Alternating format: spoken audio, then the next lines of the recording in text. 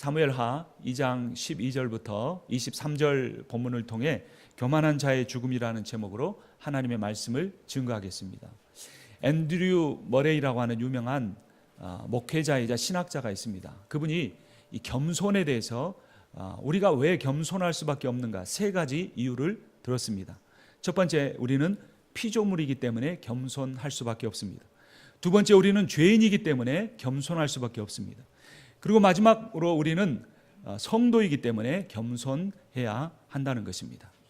우리는 피조물입니다. 우리는 지음을 받았다는 겁니다. 우리가 지음 받았다는 것은 우리를 지으신 창조주 하나님이 계신다는 겁니다. 그럼 우리는 피조물로서 하나님, 창조주 하나님 앞에서 겸손해야 합니다. 우리는 죄인입니다. 우리 모두 다 본질적으로, 본성적으로, 전적으로 부패한 죄인입니다. 우리 주 예수 그리스도가 이 땅에 오셔서 우리를 위하여 피 흘려 주시지 않았으면 우리는 구원받지 못할 죄인입니다. 그러므로 우리는 거룩하신 하나님 앞에서 늘 겸손해야 합니다. 앤드류 머레이는 이 세 번째 조건을 가장 큰 겸손의 이유라고 말했습니다. 세 번째 이유가 무엇이었습니까? 우리가 성도이기 때문에 겸손하다는 것입니다. 여러분, 성도라는 그 말의 의미가 무엇인 줄 아십니까? 영어로 saint입니다. saint, 성인이라는 겁니다. 저는 목사지만 제가 성인이라는 그 말을 저 스스로 감당할 수가 없습니다. 그런데 성경에서 사도 바울이나 여러 사도들이 쓴 글을 보면 여러분들을 성도라 부르고 있습니다. 성인이라 부르는 것입니다.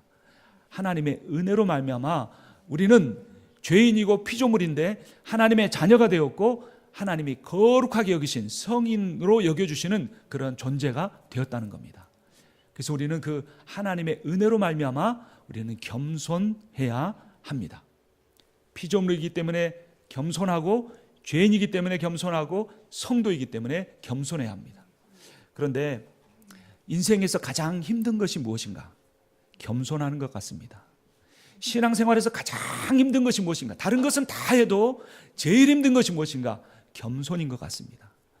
오늘 사무엘하 2장 12절에서 23절 본문은 겸손이라는 것이 얼마나 어려운가, 또 겸손하지 못할 때 결국 인간의 교만한 본성이 드러나게 되는데 그 교만의 결과가 무엇인가에 대해서 배우게 됩니다. 아사엘의 이야기인데요, 그 아사엘의 죽음의 이야기를 살펴보기 전에 그 상황을 우리가 먼저 들여다보았으면 합니다. 이 사울 왕과 요나단이, 그의 아들 요나단이 죽었습니다. 그러면 이제 다윗이 왕이 되어야 될 것 같은데 거기에 이 대적자가 나타났습니다. 아브넬이라고 하는 장군이었는데 그는 사울의 충신이었습니다. 8절 9절 말씀을 보겠습니다. 사울의 군사령관 넬의 아들 아브넬이 이미 사울의 아들 이스보셋을 데리고 마하나임으로 건너가 길르앗과 아술과 이스라엘과 에브라임과 베냐민과 온 이스라엘의 왕으로 삼았더라. 길르앗, 아술, 이스라엘은 이스라엘 중북부 지역의 곡창지대입니다. 기름진 땅입니다. 그리고 이스라엘 12지파 중에 무려 11지파가 거기에 참여를 했습니다. 그러니까 다윗 왕은 유다 지파 딱 한 지파, 자기 지파만 지지를 받고 남쪽 지역에 머물러 있었던 것입니다. 사실 이 이스보셋은 명목상의 왕이었습니다. 그리고 이 아브넬 장군이 실제적인 권력을 가지고 있었습니다. 이 아브넬은 이 사울의 사촌이었고 그래서 이 사울이 가장 아끼는 충성스러운 신하였습니다. 그래서 사울이 죽은 후에도 이 아브넬은 다윗을 왕으로 인정하지 않고 사울의 또 다른 아들인 이스보셋과 함께 북이스라엘의 왕국을 세운 것입니다. 그러던 어느 날 이 아브넬이 생각을 했습니다. 이 유다 지파를 내버려 둬서는 안 되겠다. 이 다윗 왕을 내버려 두면 나중에 그의 힘이 커질 수 있으니까 그들의 세력을 뿌리 뽑아야겠다 생각을 하고 남쪽으로 진군에 내려갔습니다. 그러자 이 소식을 들은 다윗 왕이 자기의 이 충복인 요압을 보내서 그와 싸우게 했습니다. 그래서 이제 이 아브넬의 군사들과 이 요압의 군사가 대치하게 이르게 된 것입니다. 12절 13절을 보겠습니다. 넬의 아들 아브넬과 사울의 아들 이스보셋의 신복들은 마하나임에서 나와 기브원에 이르고 수르야의 아들 요압과 다윗의 신복들도 나와 기브원 목가에서 그들을 만나 함께 앉으니 이는 못 이쪽이요 그는 못 저쪽이라. 큰 연못을 중심으로 아브넬의 군사들과 요압의 군사들이 있었습니다. 그런데 여러분, 혹시 그 고대 전쟁 영화 그것을 보신 적이 있습니까? 고대 전쟁에 보면 큰 들판에 양 군사들이 진열해 있습니다. 그런데 처음부터 모든 군사가 이렇게 전면전을 치르는 게 아니라 그 전에 하는 의식 같은 게 있습니다. 그게 무엇입니까?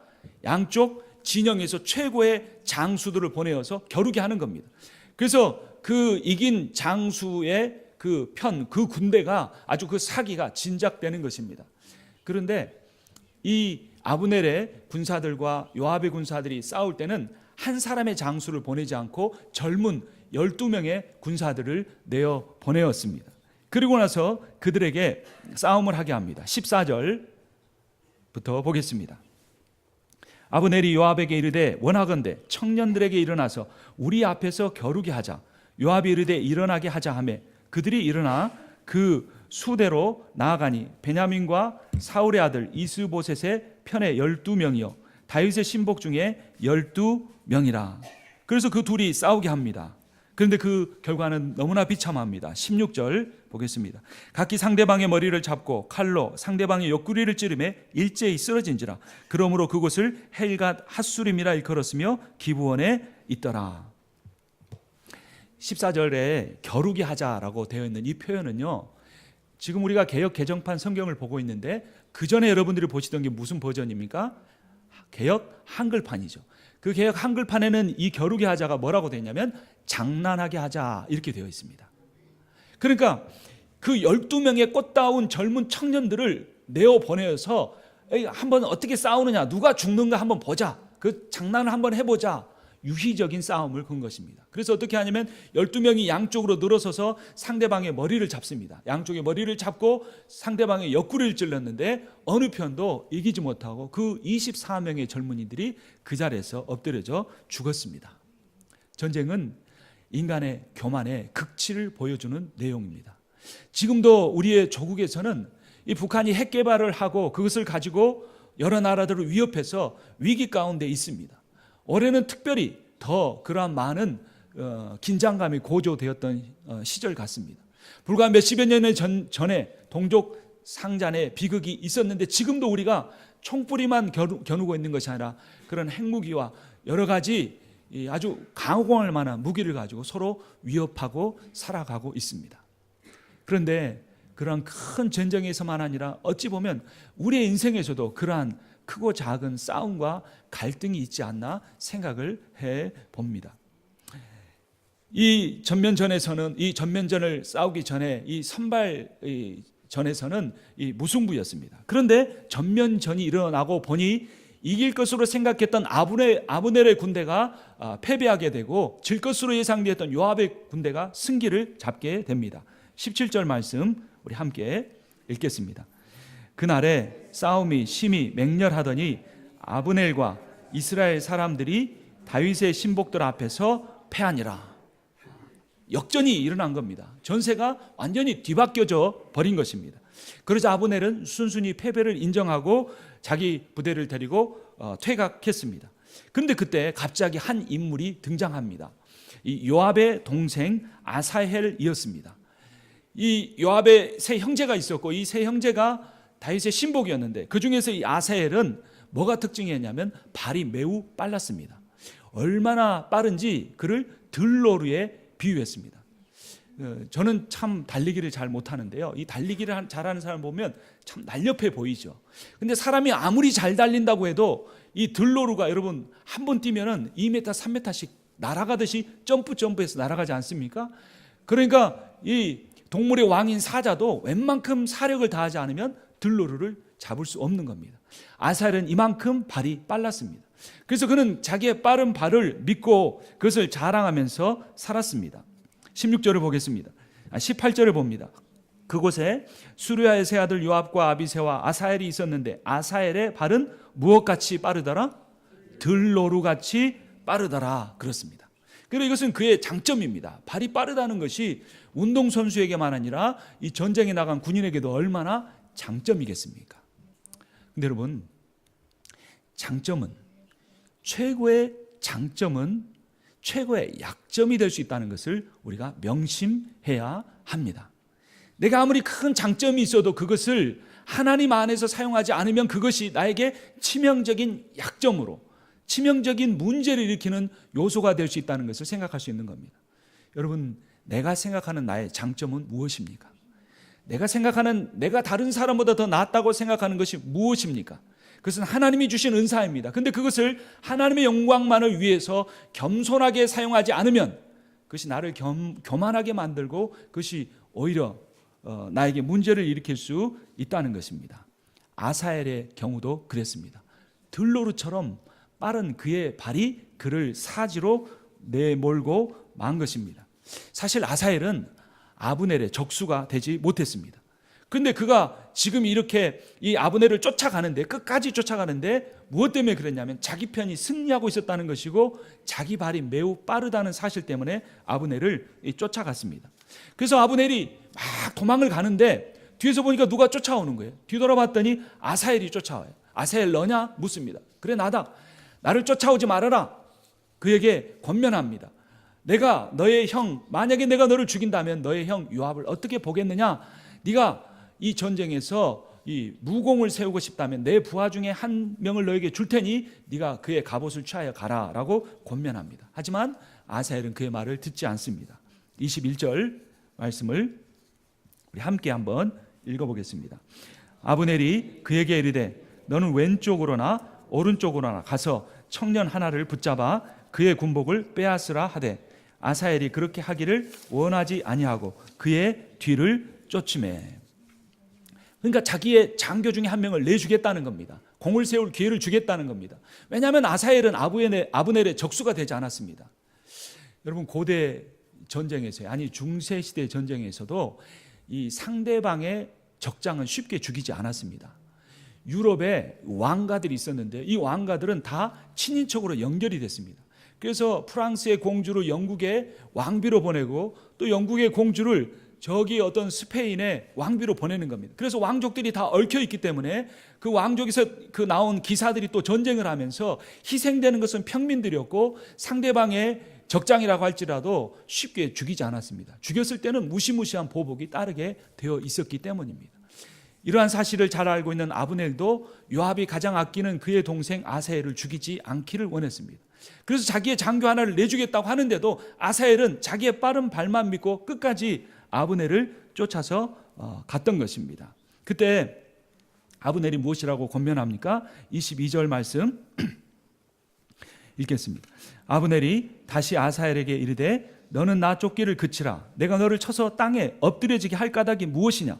그렇게 하면 내가 어떻게 너의 형 요압을 대면하겠느냐 하되. 아브넬은 최고의 권력을 가지고 있었고 엄청난 힘을 가지고 있었습니다. 장수 중에 장수였습니다. 그럼에도 불구하고 자기의 힘을 함부로 사용해서 불필요한 문제를 일으키려고 하지 않고 겸손하게 아사엘에게 권면한 것입니다. 하지만 아사엘은 전공을 세워 적장을 죽여 자기의 전공을 세우려는 욕심에 아브넬을 끝까지 쫓았고 결국 비참한 결과를 맞이하게 됩니다. 23절 말씀 우리 함께 읽겠습니다. 그가 물러가기를 거절하매 아브넬이 창 뒤 끝으로 그의 배를 찌르니 창이 그의 등을 꿰뚫고 나아간지라. 곧 그곳에 엎드려져 죽음에 아사엘이 엎드려져 죽은 곳에 이르는 자마다 머물러 섰더라. 어찌나 빨리 쫓아왔든지 아브넬이 멈추면서 창을 들이대자 자기가 달려 쫓아오던 그 속도로 아브넬의 창에 이 배가 꽂혀서 뒤로 나오게끔 비참한 죽음을 맞이하고 말았습니다.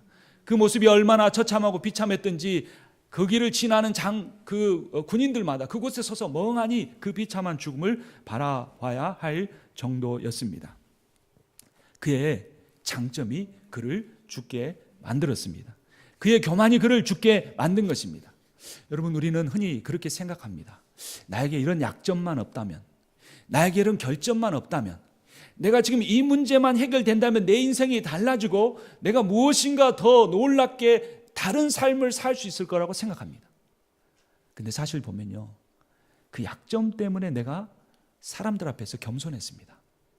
내가 그 문제가 해결되지 않았기 때문에 섣불리 잘못된 결정을 하지 않고 기다리게 되었습니다. 그런데 대부분 우리에게 실제적으로 문제를 일으키는 건 뭐냐면 나에게 자신감을 갖게 하는 나의 장점, 이것은 모든 사람들이 인정해 줄 만한 그걸 가지고는 그것 때문에 하나님 앞에 묻지 않고 그것 때문에 내 욕심대로 내 고집대로 했다가 결국은 하나님의 영광을 가리우는 행동을 할 때가 있다는 것입니다. 여러분, 1000개의 장점을 가지는 것보다 한 가지의 교만을 버리는 것이 더 중요합니다. 나에게 여러 가지 유익을 줄 수 있는 교만한 사람과 함께 사는 것보다 나에게 단 한 가지 겸손을 가르쳐 줄 수 있는 겸손한 사람과 함께 지내는 것이 신앙생활에 훨씬 더 유익합니다. 잠언 16장 19절은 이렇게 말합니다. 겸손한 자와 함께하여 마음을 낮추는 것이 겸손한 자와 함께하여 탈취물을 나누는 것보다 나으니라. 여러분, 교만한 사람은요, 능력이 있습니다. 그래서 그 사람들 옆에 있으면요, 얻는 게 많아요. 떡부스러기가 있습니다. 그리고 가진 사람 옆에 가야 고기 한 점이라도 얻어 먹을 수 있고 떡 한 덩이라도 더 먹을 수 있겠죠. 그걸 뭐라고 말하냐면 탈취물을 나눈다고 말합니다. 이런 사람들은 능력이 있기 때문에 거두드리는 것도 많고 힘도 있기 때문에 물질이든 힘이든 나누어 갖게 합니다. 근데 만약 그 사람이 겸손하지 않고 교만을 통하여 그것을 얻은 것이라면 그것은 하나님이 기뻐하지 않으시는 겁니다. 그런데 겸손한 자와 함께 하면요, 별로 얻는 것이 없습니다. 같이 초라해지는 것 같고 같이 연약해지는 것 같고 그렇습니다. 그런데 그 겸손한 자와 함께하는 것이 주는 유익이 뭐냐면 내 마음을 낮추게 한다는 것입니다. 사람은 약점이 불필요하고 강점만이 필요하다고 생각을 합니다. 하지만 하나님은 우리가 가진 약점을 통해 겸손하게 되기를 원하시는 분이십니다. 능력이나 충성이나 또는 열정이나 그런 모든 100가지, 1000가지, 10,000가지 혜택을 주는 교만한 사람과 함께하는 것보다 나의 마음을 낮추게 하는 겸손한 사람과 함께하는 것이 더 중요하다는 것입니다. 교만한 열심보다 더 중요한 것은 기다림이고 절제고 겸손입니다. 그러한 삶을 사신 분이 누구실까요? 우리 주 예수 그리스도십니다. 지난주가 대강절 첫 주일이었죠. 오늘은 대강절 둘째 주일입니다. 우리가 왜 주님의 오심을 기다립니까? 세상 사람들처럼 즐거운 파티하기 위해서 그렇습니까? 1년에 한 번쯤이면 정장도 있고 턱시도도 있고 가서 멋진 레스토랑이나 화려한 곳에 가서 파티하는 그러한 절기입니까? 한 해 동안 수고했으니까 우리가 교회 안에서도 즐겁게 하는 그러한 시간입니까? 그런 시간을 갖는 것도 중요합니다. 그런데 대강절이라는 것은 주님의 오심을 고대하는 것이고 주님의 오심을 고대한다는 것은 주님이 이 땅에 왜 오셨는가를 분명하게 기억하고 주님이 사셨던 그 삶, 그 주님의 성품을 내가 얼마나 닮아가고 있는가를 점검하고 그렇게 이루어가는 시간이 되어야 할 것입니다. 고린도후서 13장 4절은 예수 그리스도의 사역에 대해서 이렇게 평가합니다. 그리스도께서 약하심으로 십자가에 못 박히셨으나 하나님의 능력으로 살아계시니 우리도 그 안에서 약하나 너희에게 대하여 하나님의 능력으로 그와 함께 살리라. 아멘. 예수님이 어디에 태어나셨습니까? 마국간에 태어나셨습니다. 목수의 집에 태어나셨습니다. 저기 시골 변방에서 태어나셨습니다. 갈릴리에서 변방에서 주로 사역하다가 예루살렘으로 입성해서 얼마 되지 않아서 죽임을 당하신 분이십니다. 약하셨습니다. 외모도 그렇게 화려하지 않았다고 그럽니다. 사람들에게도 그렇게 좋은 그러한 인상을, 그렇게 좋은 어떤 영향력을 미치신 그런 분이 아니었던 겁니다. 아주 소수의 무리만이 그와 함께했고 그 소수마저도 마지막에는 이분은 아닌가 보다라고 하고 포기하고 떠나버릴 정도의 그러한 분이셨습니다. 그런 그리스도께서 약하심으로 십자가에 못 박히셨을 때 어떠한 놀라운 일이 일어납니까? 인류의 역사상 단 한 번도 없었던 죽은 자가 살아나는, 사망과 죄의 권세를 극복하고 만왕의 왕으로 부활하시는 역사가 일어난 것입니다. 그런데 그 그리스도의 약하심으로 죽는 것은 그분의 사역만이 아니라 우리가 따라야 할 모습이라는 겁니다. 우리도 그리스도 안에서 약하나 너희에게 대하여 하나님의 능력으로 그와 함께 그리스도와 함께 살리라. 여러분, 우리가 약해질 때 우리 안에 그리스도께서 강해지십니다. 우리가 약함으로 우리 안에 그리스도가 강하게 역사하실 때 우리가 그와 함께 살아 이 온 우주 만물을 통치하는 권세의 자리에 오를 수 있다는 것입니다. 그분이 그렇게 연약한 모습으로 사셨던 데에는 이유가 있습니다. 마태복음 8장 17절을 보면 이는 선지자 이사야를 통하여 하신 말씀에 우리의 연약한 것을 담당하시고 병을 짊어지셨다다 함을 이루려 하심이더라. 여러분, 우리 주님이 연약한 자의 모습으로 오신 이유는 딱 한 가지입니다. 우리의 연약함을 지시기 위해서입니다. 그러면 어떤 사람이 자기의 연약함을 그리스도에게 맡길 수가 있겠습니까? 자기가 연약한 자라는 것을 인정하는 사람입니다. 내가 주님 앞에 아무것도 아닙니다. 하나님 앞에, 창조자 앞에 피조물에 불과합니다. 그리스도의 십자가 앞에 죄인에 불과합니다. 하나님의 은혜로 말미암아 성도된 은혜 입은 자입니다라고 자신을 낮추고 연약한 것을 하나님 앞에서, 사람들 앞에서 인정하고 고백하는 사람, 자기의 약한 것을 자랑하는 사람이 자신의 연약함을 그리스도께 맡기고 그리스도의 강함을 누릴 수가 있는 것입니다. 강함만을 추구하는 사람에게는 주님이 필요가 없습니다. 내가 이미 강한데, 내가 이미 능력이 있는데 왜 주님이 필요하게 하겠습니까? 그러나 반대로 주님을 따름에도 불구하고 늘 약해 보이고 고난 겪고 자주 병들고 무엇인가 내세울 만한 것이 없는 그러한 사람들에게는, 그러한 삶을 살고 있다면 오히려 성경은 기뻐하라라고 말하고 있습니다. 왜냐하면 그러한 사람은 세상에서는 약하나 하나님 나라에서는 가장 큰 자이기 때문입니다. 마태복음 11장 29절에서 주님이 그렇게 말씀하셨습니다. 수고하고 무거운 짐진 자들아 다 내게로 오라. 내가 너희를 쉬게 하리라. 나는 마음이 온유하고 겸손하니 라고 주님이 말씀하셨습니다. 우리의 인생의 가장 큰 짐은 무엇일까요? 그것은 교만입니다. 교만이란 짐이 나를 얼마나 힘들게 하는지 모릅니다. 내가 아직 더 높아져야 되는데, 내가 더 영향력을 행사해야 되는데, 내가 더 많은 인정을 받아야 되는데 내 현실은 그렇지 않기 때문에 내 안에도 갈등이 있고 하나님 앞에도 진솔한 모습으로 나아갈 수 없는 것입니다. 우리 주님이 마음이 온유하고 겸손한 분으로 사셨듯이 우리가 그러한 마음을 본받고 주님께 모든 것을 맡길 때 우리는 인생의 모든 수고하고 무거운 짐으로부터 진정한 자유를 얻을 수 있을 것입니다. 예수 그리스도의 이런 겸손을 가장 가깝게 비슷하게 닮은 사람이 있다면 그분은 바로 사도 바울일 것입니다.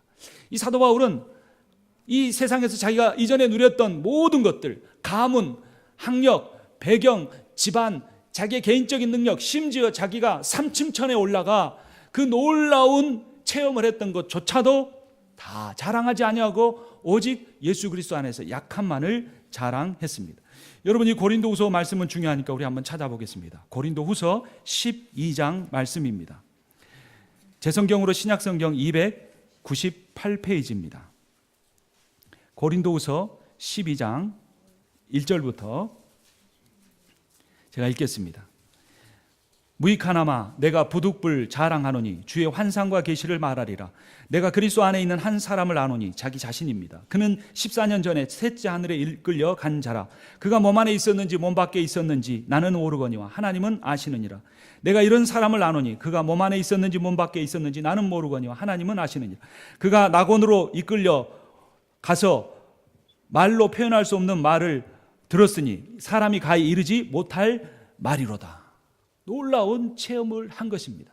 살아있는 사람으로서 그 살아있는 상황 속에서 삼층천에 올라가 신비한 체험을 한 사람은 사도 바울밖에 없었을 겁니다. 근데 눈으로 본 것만 아니라 그 말로 표현할 수 없는 말, 계시를 그가 들은 것입니다. 그런데 놀라운 일은 그 다음에 있습니다.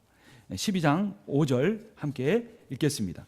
내가 이런 사람을 위하여 자랑하겠으나 나를 위하여는 약한 것들 외에 자랑하지 아니하리라. 이런 사람은 자기 자신인데 다른 사람처럼 표현하면서 자기 자신에 대해서는 결코 자랑하지 않겠다라고 말하고 있는 것입니다.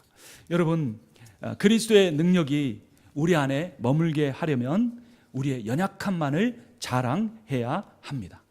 내 말로 고백하지 않을 뿐만 아니라 행동으로도 내 강함이 드러나지 않고 나의 연약함이 드러날 수 있도록, 그리고 그 연약함 가운데서도 하나님 앞에 헌신하고 봉사하면서 그 모든 것을 주님이 하셨다는 고백을 내 입술로만 하는 것이 아니라 지켜보는 다른 사람을 통해서도 그런 고백이 나올 수 있게 해야 하는 것입니다. 그런데 하나님은 이 사도 바울이 이러한 각오를 가졌음에도 불구하고 사도 바울을, 그런 놀라운 체험을 한 사도 바울을 내버려 두지 않았습니다. 7절부터 보겠습니다. 여러 계시를 받은 것이 지극히 크므로 너무 자만하지 않게 하시려고 내 육체의 가시 곧 사탄의 가시를 주셨으니 이는 나를 쳐서 너무 자만하지 않게 하려 하심이라. 이것이 내게서 떠나가게 하기 위하여 내가 3번 주께 간구하였더니 나에게 이르시기를 내 은혜가 내게 족하도다. 이는 내 능력이 약한 데서 온전하여 짐이라 하신지라. 그러므로 도리어 크게 기뻐함으로 나의 여러 약한 것들에 대하여 자랑하리니 이는 그리스도의 능력이 내게 머물게 하려 함이라. 아멘. 이 사단의 가시가, 사단의 사자가 무엇인지에 대해서는 신학자들의 의견이 분분합니다. 눈에 있었던 안질이라고 말하는 것도 분도 있고, 또는 발작 증세를 일으키는 간질이라고 말하는 것도 있었고, 또 다른 어떤 영적인 사단의 강력한 어떤 공격이라고 말하는 분도 있습니다. 이 내용이 무엇인가는 그렇게 중요하지 않습니다. 중요한 것은 사도 바울이 하나님으로부터 놀라운 계시와 말씀을, 그런 놀라운 환상을 보았음에도 불구하고 자고하지 않게 하려고, 자만하지 않게 하려고 하나님께서 그에게 그런 고난을, 어떤 고통을 주셨고 사도 바울이 그것을 감사함으로 받아들였다는 것입니다. 우리 인생을 힘들게 하는 것이 있습니다. 어떤 분은 참 몸이 약해서 무슨 일만 하려고 하면 그 일을 제대로 몸 때문에 못합니다. 조금 나으려고 해서 잘 되는 것 같으면 또 아픕니다. 또 어떤 분은 그렇게 열심히 다른 사람마다 2배, 3배 열심히 직장 생활도 하고 비즈니스도 하는데 어느 정도 될 만하면 경제적인 문제가 와서 힘들게 됩니다. 또 어떤 분은 얼마나 기도를 열심히 하고 자녀들 말씀으로 양육하는데 그분의 그 부모의 모습을 보면 참 신실한데 자녀가 이렇게 곁길로 나가서 힘들게 되는 그런 삶들을 봅니다. 그런데 어떤 그리스도인들 그렇게 말합니다.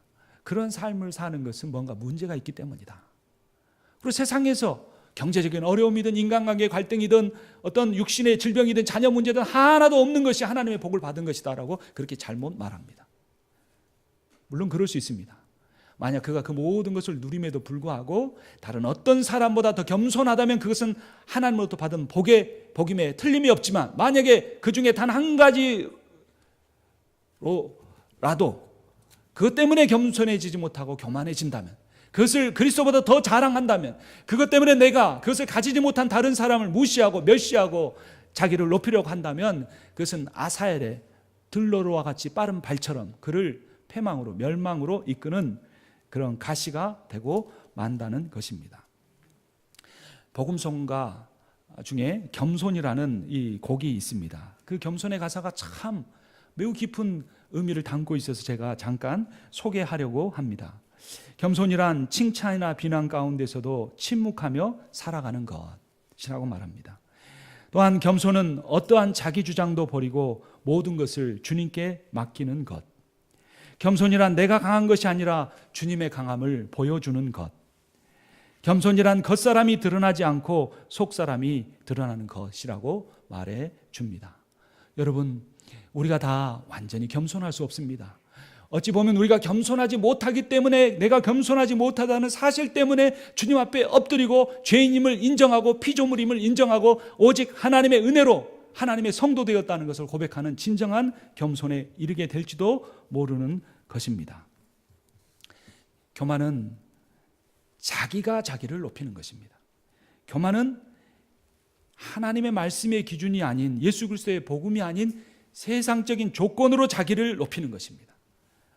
교만은 다른 사람보다 비교해서 내가 더 낫다라고 다른 사람보다 자기를 더 높이려는 것입니다. 이런 3가지 교만이 모아져서, 진정한 교만은 무엇이냐면 하나님보다 더 높아지는 자리에까지 이르려고 하는 것입니다.